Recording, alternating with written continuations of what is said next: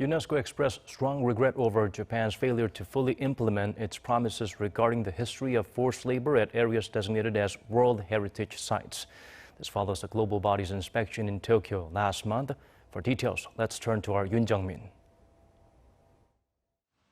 The UNESCO World Heritage Committee said Monday that it strongly regrets that Japan has failed to fully implement its promise to acknowledge its subjection of Koreans and others to forced labor during World War II at the Japanese industrial sites that were designated as World Heritage Sites in 2015.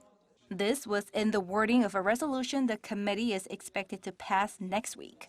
Officials at Seoul's foreign ministry say it is quite unusual for the UN agency to use such strong language, and they say they expect this time Japan will take concrete action. The statement from the World Heritage Committee was based on a report by UNESCO and International Council on Monuments and Sites. Last month, those agencies inspected the Industrial Heritage Information Center in Tokyo, a facility Japan had promised would inform visitors that Koreans were forced to perform labor against their will in the 1940s. But the report confirmed that there was insufficient acknowledgement of that fact at the center, and there was no display of honor for the victims either.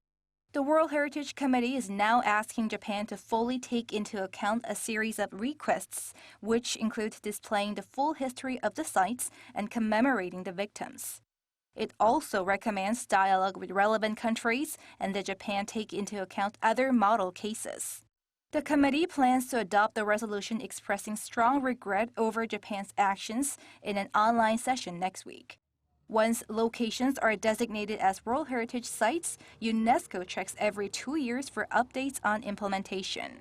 Japan must file another updated report to the UN agency by December 2022. Despite Tokyo failing to keep its pledges, it is unlikely that this will lead to Japan's Meiji-era facilities being delisted as the World Heritage Sites. Yoon Jung-min, Arirang News.